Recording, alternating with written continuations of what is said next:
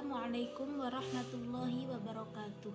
Kami dari kelompok 9 akan mempresentasikan tentang makalah kami yang berjudul Hadis Etika Guru Terhadap Murid, yang beranggotakan saya Harisma Mar'atus Sholihah, Reza Rizkina, dan Zahrotul Laila Firdaus.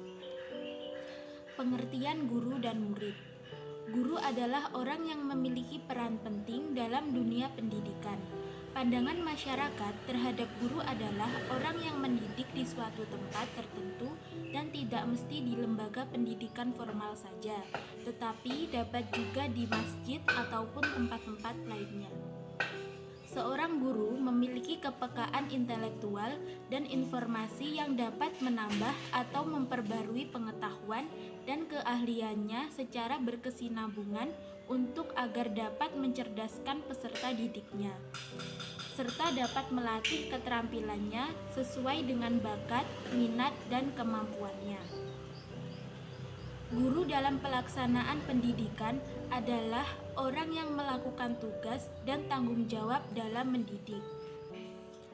Dalam Islam, arti mendidik tidak dibatasi pada pengajaran yang hanya terjadi di dalam kelas saja, tetapi juga mendorong dan membimbing untuk memahami serta dapat menjalankan ajaran agama Islam. Menurut Kamus Besar Bahasa Indonesia, murid adalah orang atau anak yang sedang bergurau, belajar, bersekolah, seseorang yang dianggap tersesat dan membutuhkan ilmu. Orang tersebut akan mencari ilmu tersebut kepada orang yang mempunyai ilmu atau kepada orang yang memang ahlinya. Seorang murid akan dididik oleh gurunya hingga menjadi pribadi yang berguna dan bermanfaat bagi orang lain. Sebagai seorang murid, murid harus bisa menghormati gurunya, dimanapun guru tersebut berada. Meskipun guru tersebut sudah tidak mengajar lagi, namun jasa beliau sangatlah berharga karena sudah meluangkan waktunya untuk mengajar muridnya. Hubungan antara etika dan guru. Etika merupakan ilmu yang mempelajari tentang apa yang baik dan apa yang buruk. Etika di dalam Islam juga disebut dengan adab atau sikap perilaku sopan santun. Sedangkan guru merupakan orang yang mempunyai ilmu yang mengajarkan ilmunya terhadap muridnya. Hubungan antara etika dan guru. Seorang guru tidak hanya mengajarkan ilmu kepada muridnya, namun seorang guru juga harus mempunyai etika yang baik agar seorang murid bisa menjadikan gurunya sebagai panutan atau pedoman karena mempunyai akhlak, mempunyai etika yang baik. Selanjutnya, hadis tentang etika interaksi guru terhadap murid sangat banyak jumlahnya. Salah satunya adalah hadis yang menunjukkan kasih sayang kepada murid dan memperlakukannya seperti anak sendiri. Hadasana Harun, hadasana Ibnu Wahbin, hadasana Malik Ibnul Khair Az-Ziyadi, an Abi Qabilin Al-Ma'afiri, an Ubadah Ibnu Aswamit, anna Rasulullah sallallahu alaihi wasallam qala, laisa min ummati man lam yujilla kabirona wa yarham shaghirona wa ya'rif li alimina haqqahu. Qala Abdullah wa sami'tuhu ana min Harun. Yang artinya, telah menceritakan kepada kami Harun, telah bercerita kepada kami Ibnu Wahbin, telah bercerita kepada kami Malik bin Al-Khair Az-Ziyadi dan Abu Qabil Al-Ma'firi dari Ubaidillah bin Aswamit bahwa Rasulullah SAW bersabda, tidak termasuk umatku orang yang tidak menghormati yang lebih tua, tidak mengasihi yang lebih muda, dan tidak mengerti hak seorang yang alim. Abdullah berkata, saya mendengarnya dari Harun. Hadis riwayat Ahmad. Pada rangkaian periwayatan hadis tersebut terlihat Ubadah bin Aswamit bin Khais, Huyai bin Hani bin Nadir, Malik bin Khair, Abdullah bin Wahbin bin Muslim, Harun bin Ma'ruf. Kemudian komentar para ulama terhadap riwayat di atas dapat kita simpulkan bahwasanya terdapat kejanggalan, yakni hafalan yang buruk. Maka dari itu hadis ini menjadi hadis hasan. Tetapi ketika hadis ini dibandingkan dengan hadis yang lain dan ternyata banyak hadis yang mengatakan sahih, maka hadis ini bisa naik derajatnya menjadi sahih li ghairihi.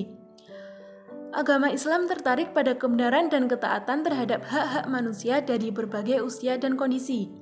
Dalam hadis ini Nabi Shallallahu Alaihi Wasallam bersabda, bukan salah satu dari kami, yaitu tidak dalam jalan kami dan sunnah kami yang tidak memiliki belas kasihan pada anak-anak yang lebih muda dari kami, maka berikanlah mereka hak kelembutan, kebaikan, kasih sayang kepada muslim kecil, kemudian tahu hak kepada yang lebih tua dari kita, yaitu hak penghormatan.